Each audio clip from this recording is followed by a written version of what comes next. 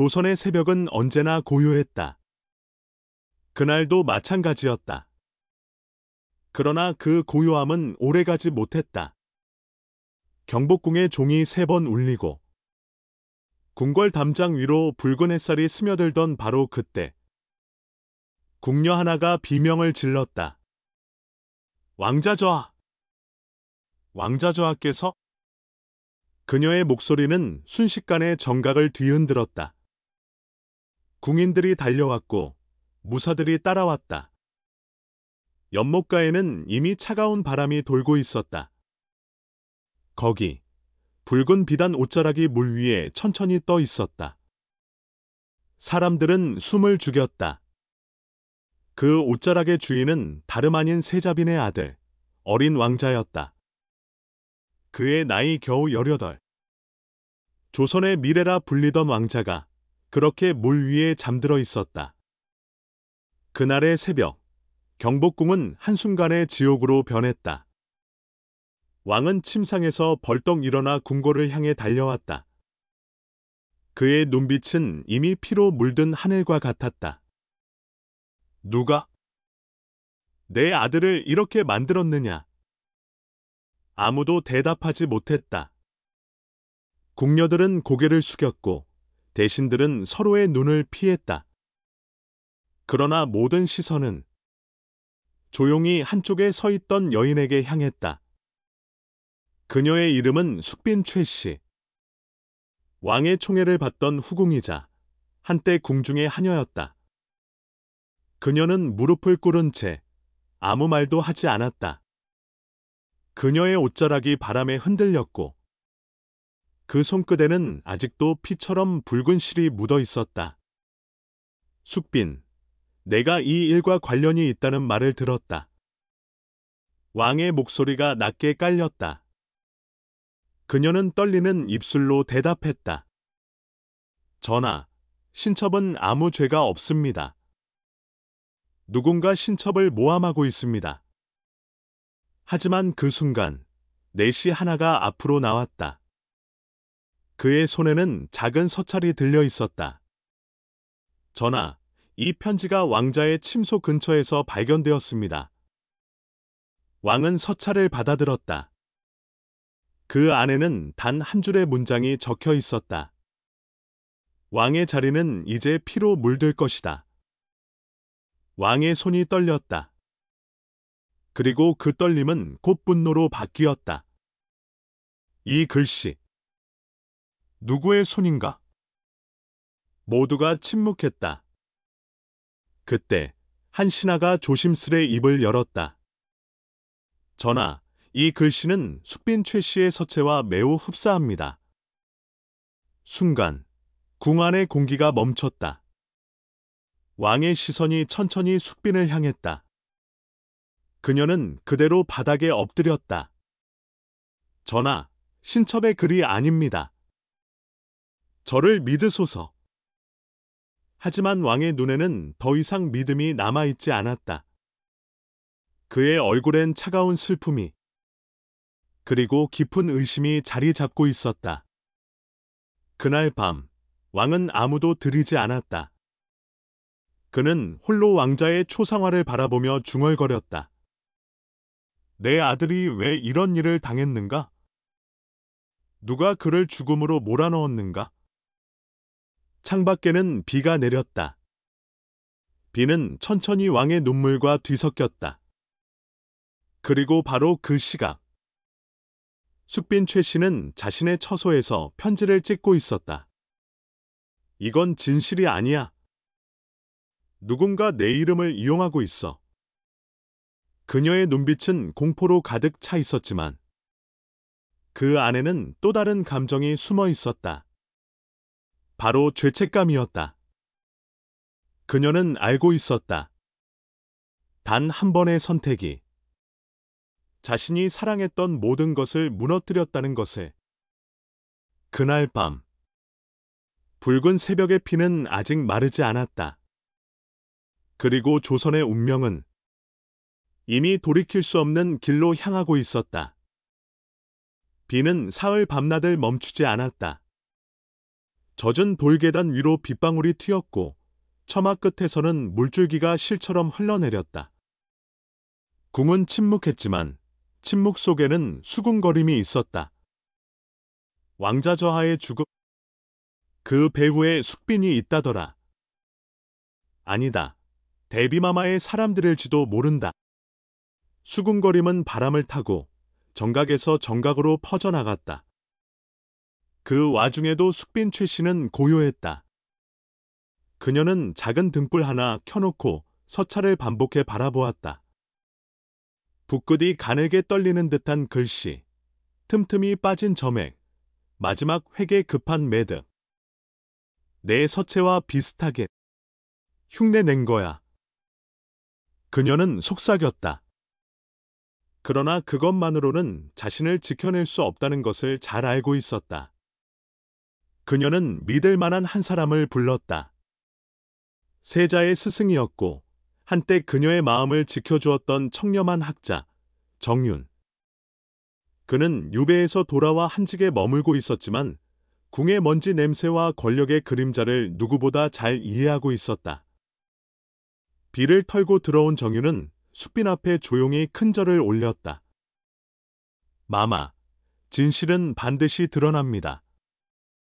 다만 준비되지 않은 진실은 칼이 됩니다. 숙빈이 눈을 들었다. 내가 칼날 위에 서 있더라도 아이의 죽음만은 진실을 밝혀야 해요. 정윤은 서찰을 들고 조심스레 고개를 끄덕였다. 흉내낸 서체입니다.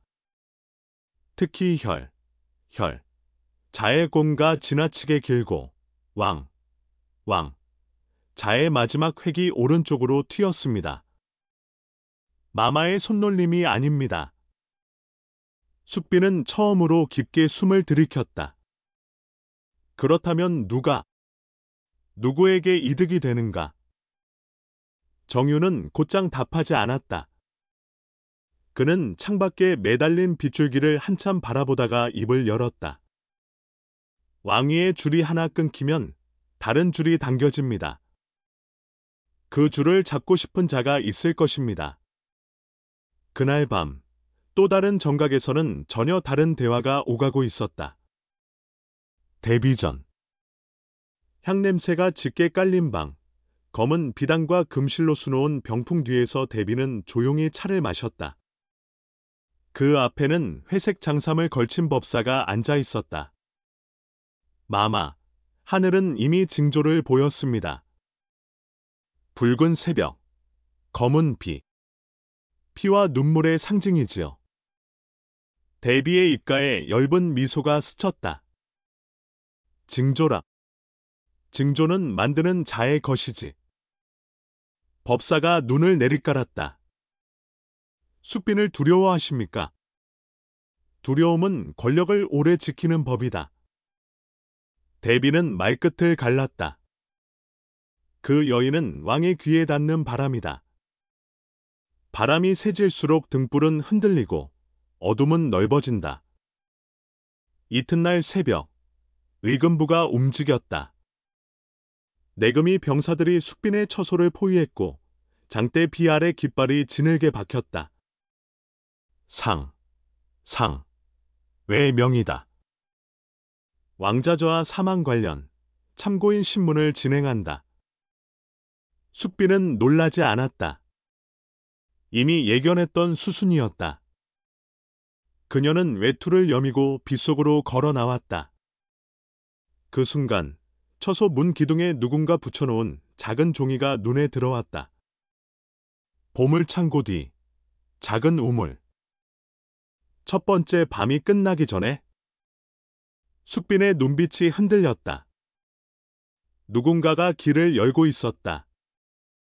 혹은 덫을 놓고 있었다. 의금부의 곤장이 내려오기 전에 숙빈은 단 한 가지를 요구했다. 억울함을 밝히기 위해 신첩의 서체를 의금부 앞에서 쓰게 하옵소서. 의금부 당상은 비웃었다. 날씨가 구저 먹물이 번질 터인데 그러지 말고 편히 고하시오. 먹물이 번져도 획의 뿌리는 남습니다. 숙빈의 목소리는 낮았지만 굳었다. 마침내 붓과 종이가 준비되었다. 그녀는 고개를 들지 않고 글자를 적었다. 왕의 자리는 피로 물드는 것. 그녀는 차분히, 그러나 뚜렷하게 같은 문장을 썼다. 그리고 마지막 획에서 붓을 들어 올렸다. 전하께 올릴 서체입니다. 비교해 보십시오. 그때 이금부 안쪽에서 조용히 손을 든 자가 있었다. 젊지만 눈매가 매서운 서리. 당상, 서찰 간 비교는 형조 도서방의 주필에게 맡기는 것이 옳습니다. 분쇄, 확대, 핵심, 과 붓끝의 방향을 봐야 하오니. 위금부 당상은 못마땅했지만 왕의 눈치를 보느라 마지못해 고개를 끄덕였다. 사흘이면 충분하겠지. 사흘 뒤, 도성에는 전혀 다른 소식이 먼저 돌았다. 왕자저하가 죽던 날 밤, 서고의 장부가 바뀌었다. 약방에서 빠진 약재가 있다. 국문을 드나든 내시 중 하나가 실종되었다. 소문은 꼬리를 물었다. 정유는 그 소문들 중 팩트의 뼈를 골라냈다. 서고의 장부는 실제로 바뀌어 있었고 약방에서는 마비초가 사라졌으며 실종된 내시는 마지막으로 보물창고 뒤 우물 근처에서 목격됐다. 마마, 우물로 가시지요. 정유는 더 말하지 않았다. 그들의 뒤를 밟는 그림자들이 있었으므로. 밤이 완전히 내려앉자 숙빈과 정유는 등 하나만 들고 보물창고 뒤편으로 향했다. 낮은 담, 젖은 이끼, 그리고 바람에 흔들리는 감나무 잎. 우물은 생각보다 얕았다. 정윤이 등불을 기울였다. 검은 물결 사이로 조그마한 인장 하나가 반짝였다. 내시의 표입니다. 정윤이 이를 집어 들었다. 인장 틈에는 낙엽이 끼어 있었고 거기에 연한 붉은 얼룩이 묻어났다. 숙빈은 미간을 찌푸렸다. 피가 아니야? 약향이야. 그녀는 어린 시절 약방 심부름을 하며 익힌 냄새들을 기억하고 있었다. 마비초와 당귀가 뒤섞인 향은 누군가 잠든 듯 보이는 죽음을 만들고 싶었던 것. 정윤이 낮게 이어받았다. 그렇다면 왕자저하의 죽음은 익사로 보이게 만든 연출. 말이 끝나자 바람이 갑자기 세차게 일었다. 나뭇가지가 흔들리며 팍 소리를 내고 부러졌다. 누군가가 가까이 있었다.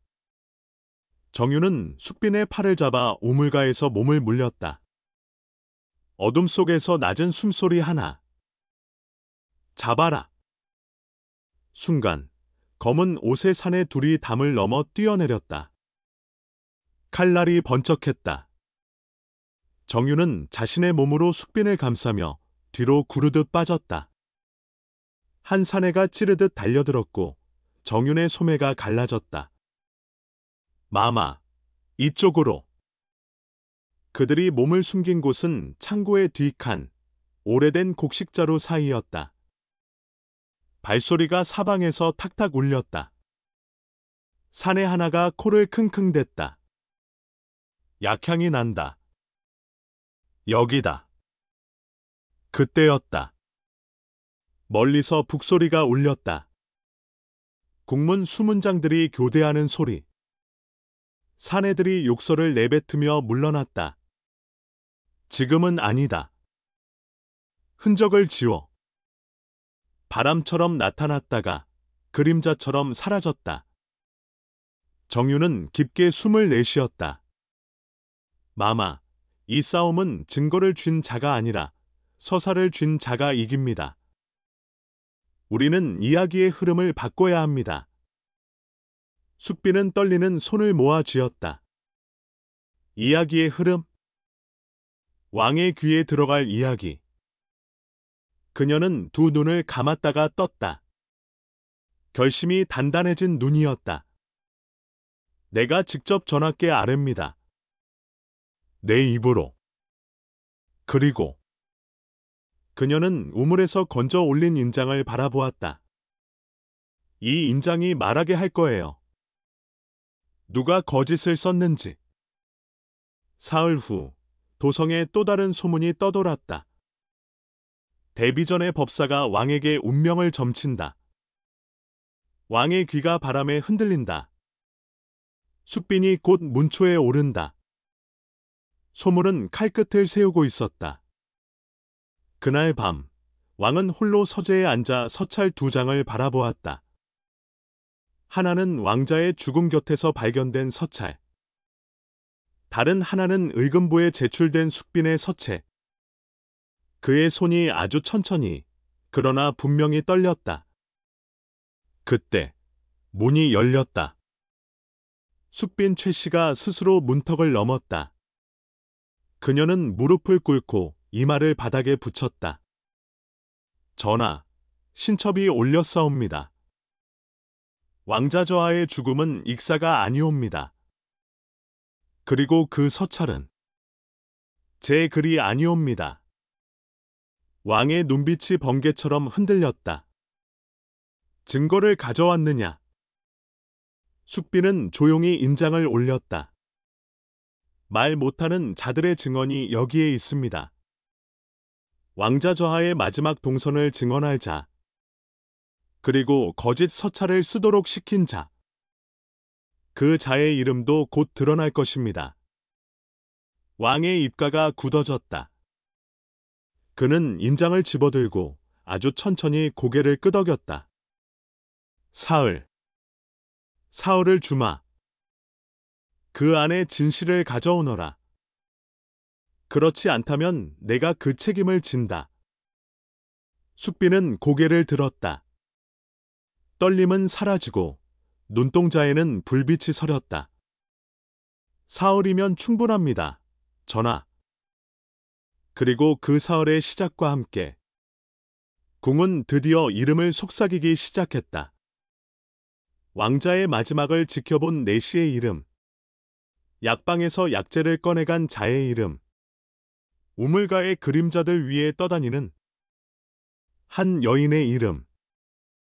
그 이름은 곧 조선을 뒤집을 것이었다. 사흘.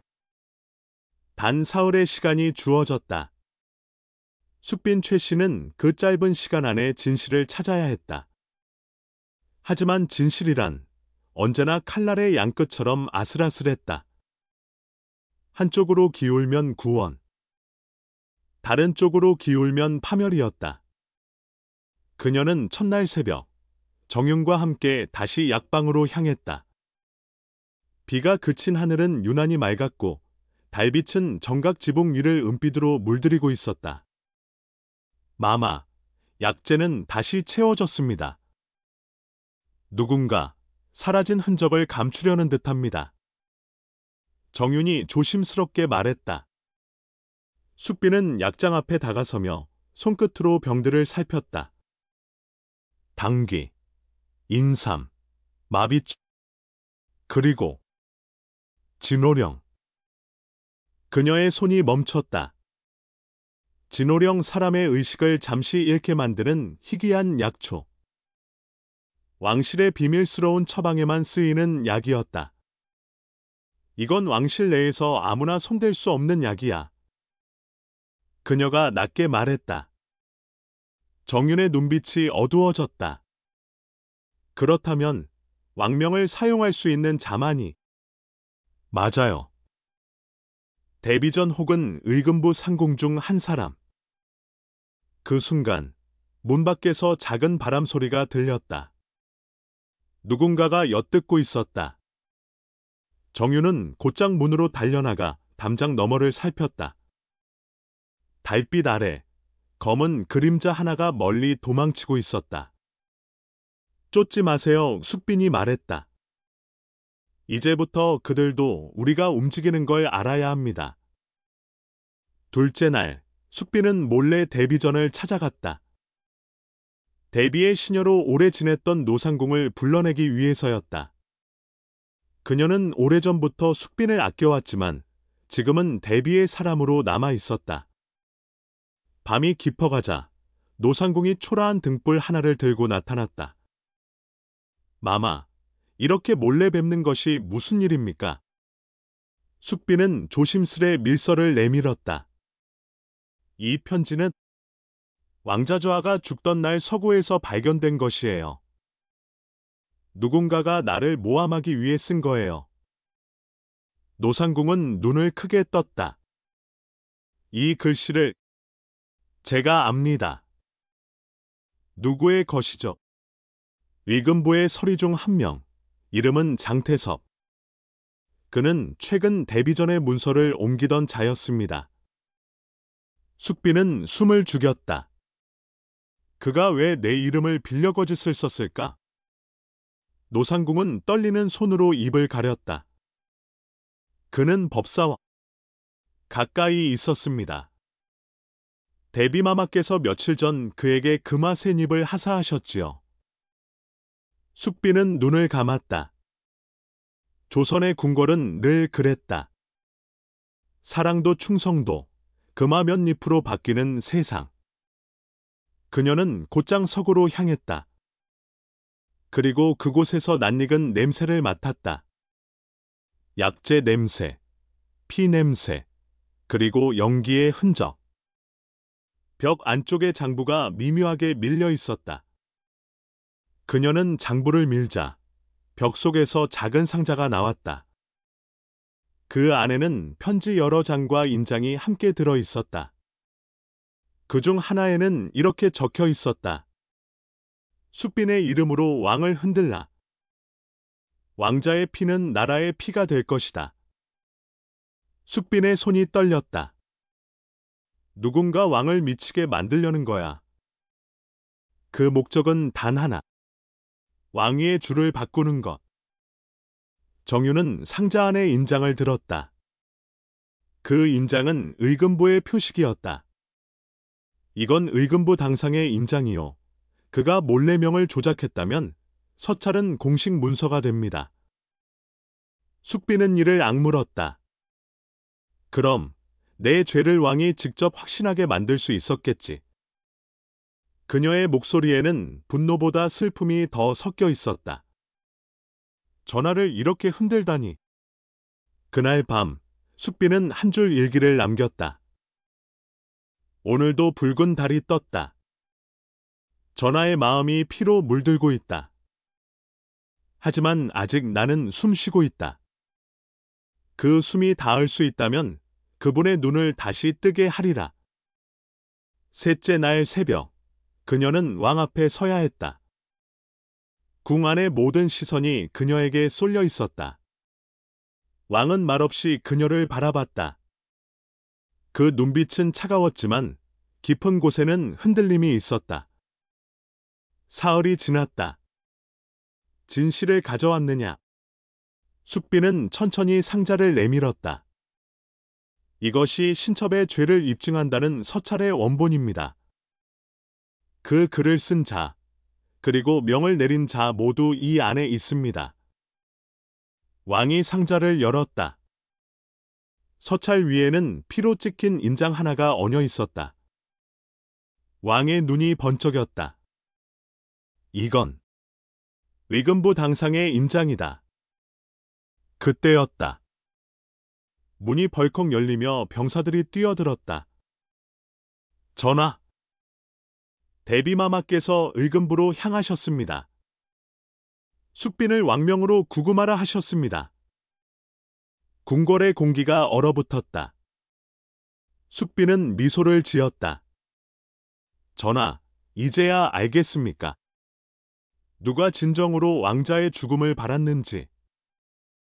왕은 아무 말도 하지 못했다. 그의 손에 쥐어진 편지가 천천히 떨어졌다. 바람이 불어 서찰이 흩날렸다. 붉은 잉크가 바닥에 번져 마치 피처럼 보였다. 숙빈은 눈을 감았다. 진실은 언제나 피를 마신다. 이제부터가 시작이에요. 전하. 그리고 그 말이 끝나기도 전에 궁궐의 북소리가 울렸다. 대비의 행차가 다가오고 있었다. 대비의 가마가 경복궁의 돌길 위를 천천히 지나갔다. 비단 커튼 사이로 금빛 실이 흔들렸고 가마의 옆에는 검은 옷을 입은 내관들이 줄지어 걸었다. 바람이 스쳤지만 아무도 숨을 쉬지 못했다. 그날 궁궐은 그 어느 때보다 조용했다. 마치 모든 생명이 숨을 죽인 듯했다. 왕은 대전에 홀로 앉아 있었다. 손에는 숙빈이 바친 서찰과 인장, 그리고 의금부의 기록이 놓여 있었다. 그의 눈빛은 흔들렸지만 마음속의 균열은 점점 더 깊어지고 있었다. 내가 믿었던 자들이 모두 거짓을 말했다면? 진실은 어디에 있는가? 왕은 낮게 중얼거렸다. 그때 대문이 열렸다. 전하를 배하라옵니다. 대비의 목소리는 부드러웠지만 그 안에는 숨길 수 없는 냉기가 섞여 있었다. 왕은 천천히 고개를 들었다. 마마께서 이 늦은 밤에 무슨 일로 오셨습니까? 대비는 가볍게 미소 지었다. 전하, 이 어미가 아들을 걱정하지 않을 수 있겠습니까? 나라의 근본이 흔들리고 있습니다. 숙빈 최씨라는 여인이 전하의 곁에 머무는 한 왕좌의 기운이 불안할 것입니다. 왕은 잠시 말을 잃었다. 그의 시선이 대비의 얼굴을 꿰뚫듯 바라봤다. 마마, 왕자의 죽음이 어찌하여 숙빈과 연관되었다 하십니까? 대비는 고개를 숙였다. 이건 청기의 징조이자 인의의 경고입니다. 왕자가 죽던 밤, 하늘에 붉은 빛이 번졌습니다. 그건 피의 기운이요. 숙빈의 처소에서 피 냄새가 났다 하니 이건 단순한 우연이 아닙니다. 그녀의 말은 부드러웠지만 그 부드러움이 칼보다 날카로웠다. 왕의 손이 천천히 떨렸다. 증거가 있습니까? 대비는 손짓했다. 뒤에 있던 넷이 하나가 앞으로 나섰다. 그는 작게 접힌 천조각을 들고 있었다. 이건 왕자저하의 옷자락에 묻은 피자국입니다. 그 안에서 마비초와 진호령의 흔적이 나왔습니다. 숙빈은 그 말을 듣자마자 얼굴이 하얗게 질렸다. 그럴 리가 없습니다. 그 약은 오직 왕실 약방에서만 다루는 물질이에요. 제가 감히 손댈 수 있는 게 아닙니다. 그러나 대비의 목소리는 흔들리지 않았다. 그렇다면 누가 그 약을 당신의 처소에 숨겼을까요? 숙빈은 아무 말도 하지 못했다. 왕의 눈빛이 흔들렸다. 의심이 마음속에 스며드는 데에는 단 한순간이면 충분했다. 그날 밤, 왕은 아무 말 없이 숙빈의 처소를 봉했다. 그녀는 방 안에 홀로 남았다. 창문 밖으로 비가 다시 내리기 시작했다. 그녀는 떨리는 손으로 등불을 끄며 속삭였다. 이건 내가 아닌 누군가의 손이야. 하지만 전하의 마음은 이미 그 손에 쥐어졌어. 그때 창문 틈으로 작은 돌 하나가 들어왔다. 돌에는 짧은 종이 쪽지가 묶여 있었다. 숙빈은 그것을 풀어 펼쳤다. 글씨는 익숙했다. 정윤의 글씨였다. 오늘 밤 북문 뒤로 오시오. 진실을 보게 될 것입니다. 숙빈은 망설이지 않았다. 그녀는 야른 겉옷 하나만 걸치고 어둠 속으로 걸어 나갔다. 북문은 텅 비어 있었다. 밤하늘은 구름에 가려 달빛조차 희미했다. 그곳에서 정윤이 그녀를 기다리고 있었다. 마마, 시간이 없습니다.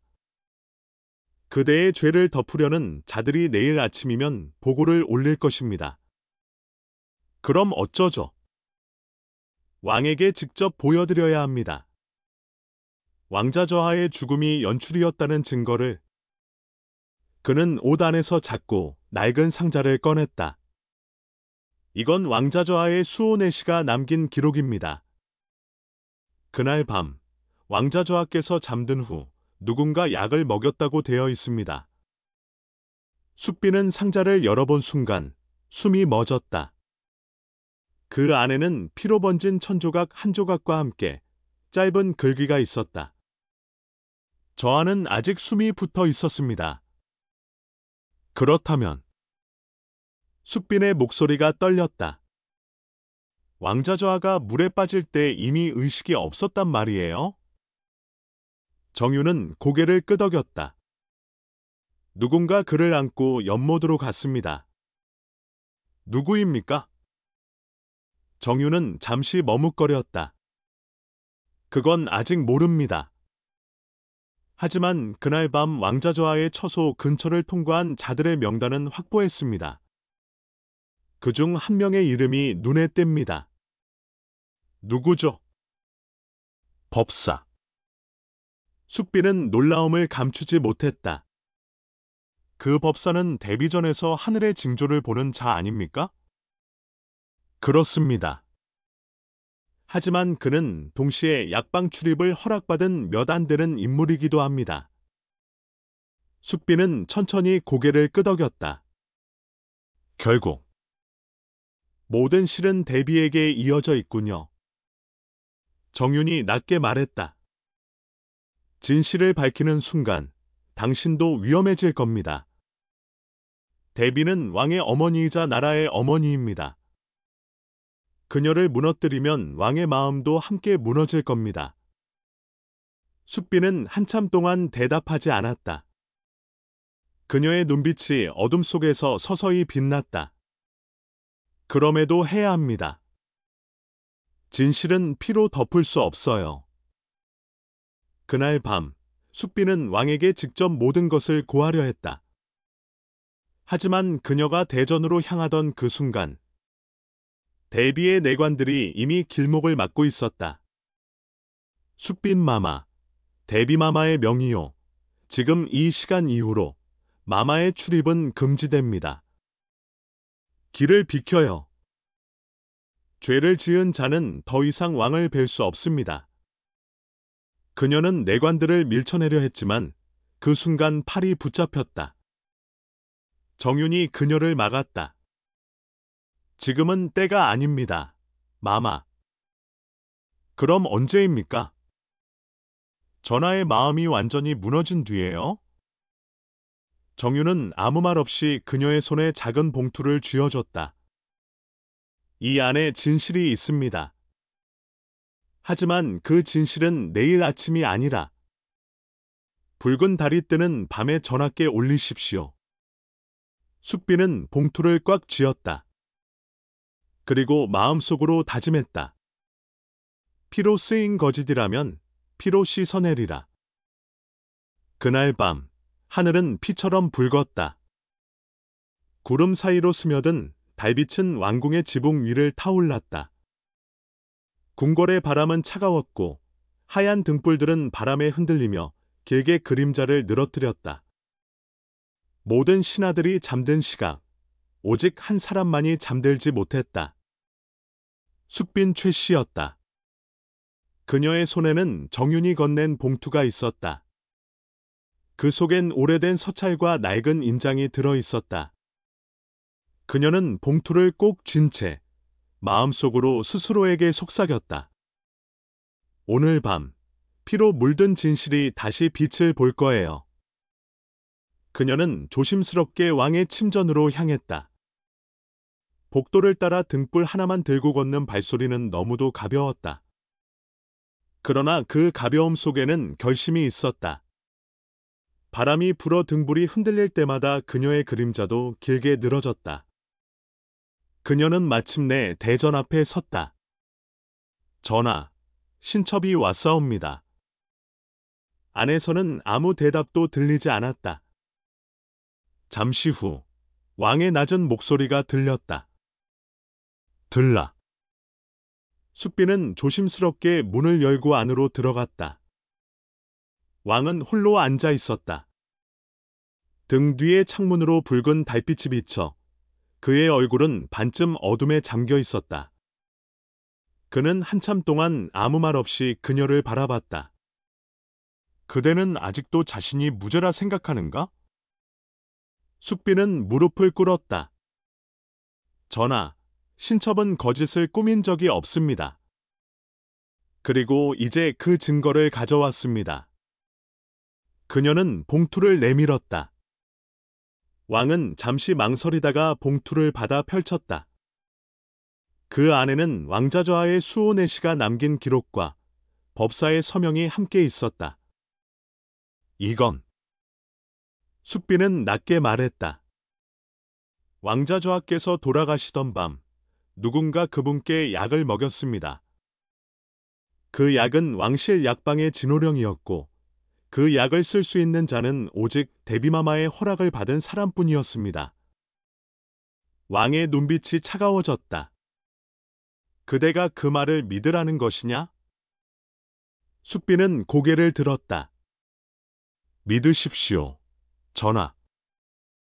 거짓은 이미 피로 쓰여졌습니다. 이제 남은 것은 그 피를 거두는 일뿐입니다. 왕은 서찰을 다시 내려다보았다. 거기에는 또 다른 이름이 적혀 있었다. 이 모든 일을 꾸민 자 데비전의 법사 한운. 왕은 자리에서 일어났다. 한운을 불러오라. 그날 새벽, 법사는 의금부 앞에서 포박당했다. 그의 입가에는 여전히 미소가 남아 있었다. 전하, 하늘이 내린 징조를 어찌 사람이 거역하겠습니까? 징조가 아니라 거짓이다. 왕의 목소리가 번개처럼 울렸다. 너는 내 자식을 죽음으로 몰았다. 그리고 숙빈을 죄인으로 만들었다. 법사는 조용히 웃었다. 전하, 모든 징조는 이미 데비마마께서 보셨습니다. 그분이 시키신 일이옵니다. 그 말이 끝나자 궁궐의 공기가 얼어붙었다. 모든 신하들이 숨을 죽였다.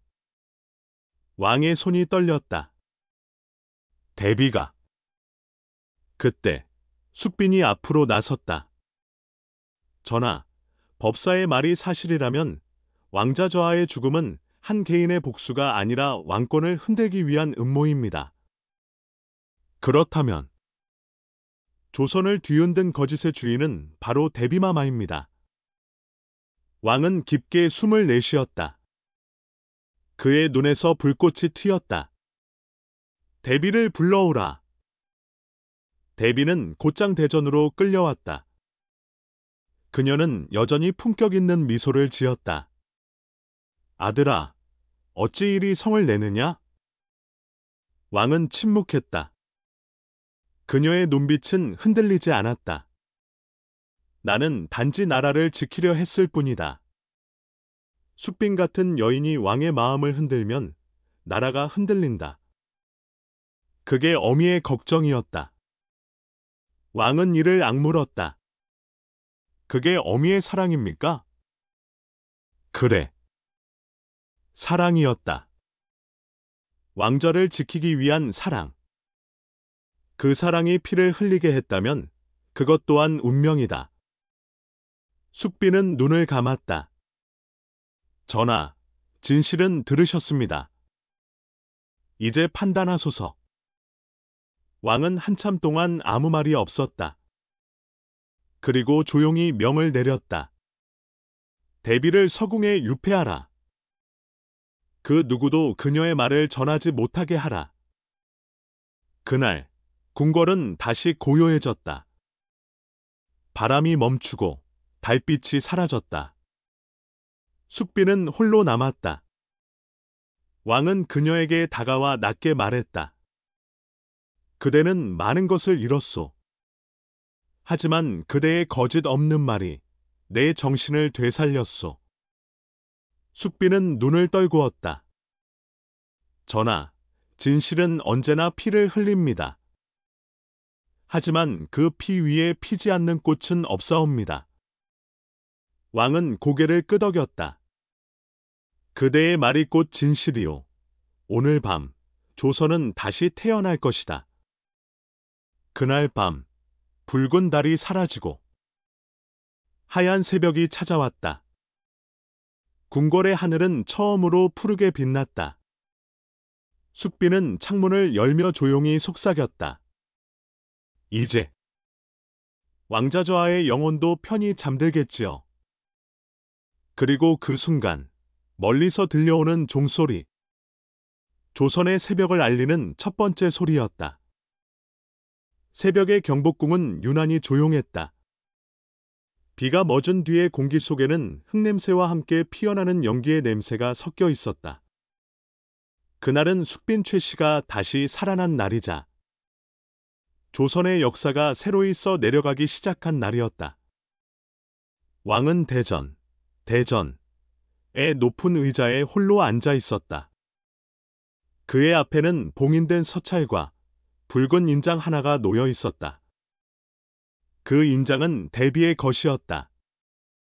그는 그 인장을 손으로 쥐었다가 천천히 내려놓았다.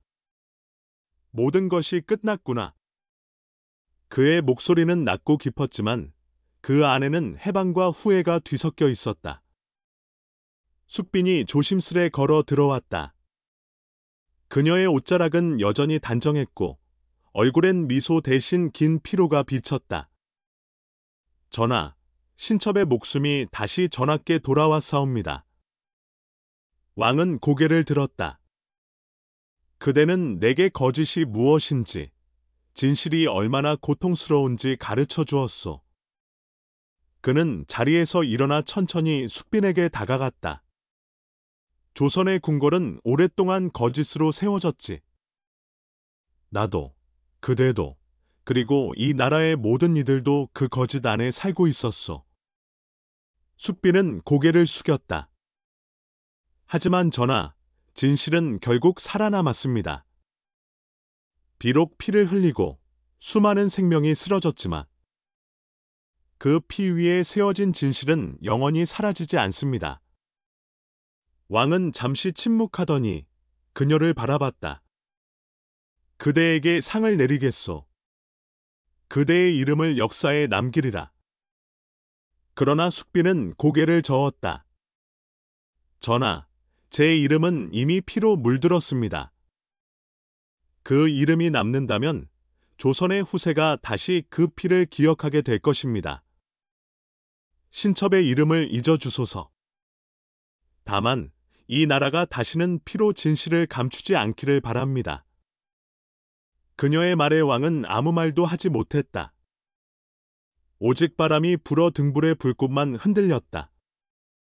그 순간 왕의 눈에 눈물이 비쳤다. 그대의 뜻을 따르겠소. 그대의 이름은 사라질 것이나 그대의 진실은 조선의 심장에 남을 것이오. 숙빈은 천천히 절을 올렸다. 그리고 등을 돌려 나섰다.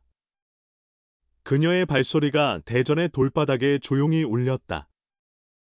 밖으로 나가자 하늘에는 다시 새벽의 빛이 번지고 있었다. 그녀는 창덕궁 쪽 하늘을 바라보았다. 북던 하늘은 어느새 옅은 금빛으로 물들고 있었다. 이제 끝이군요.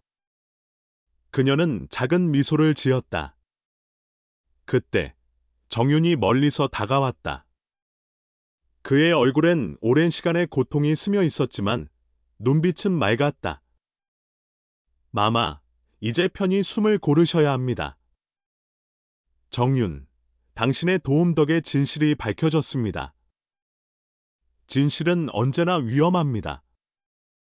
하지만 누군가는 그 위험을 감수해야 하지요. 그는 고개를 숙였다. 이제 어디로 가시렵니까? 숙비는 하늘을 바라보며 대답했다. 나는 이제 이름 없는 사람이 될 겁니다. 이 세상에 숙빈 최 씨는 없습니다. 하지만 그 이름이 사라져야 조선이 숨을 쉴 수 있겠지요. 정윤은 그녀를 말없이 바라보다가 마지막으로 물었다. 전하께선 그대를 찾으시겠지요. 숙비는 조용히 웃었다. 그분의 마음 속에서 나는 이미 죽었습니다. 그러니 다시 태어나야죠. 진실의 이름으로. 그녀는 천천히 궁궐의 문을 나섰다. 발끝 아래로 이슬이 맺히고 새벽 햇살이 그 위를 비추었다. 그녀의 하얀 한복이 바람에 흩날리며 마치 한 송이 흰 연꽃처럼 보였다. 멀리서 종소리가 들렸다. 조선의 아침을 알리는 소리였다. 그녀는 그 소리를 들으며 마지막으로 속삭였다. 붉은 달은 지고 진실은 남았다. 나는 사라지지만 역사는 기억할 것이다. 그녀의 모습이 이슬 속에 사라지자 한 마리의 백로가 하늘로 날아올랐다. 그 새는 조용히 그러나 힘차게 하늘을 가르며 새로운 조선의 하늘로 향했다. 그리고 그렇게 숙빈 최 씨의 이름은 역사에서 지워졌지만 그녀의 진실은 한국사 비밀 이야기의 한 줄로 남게 되었다.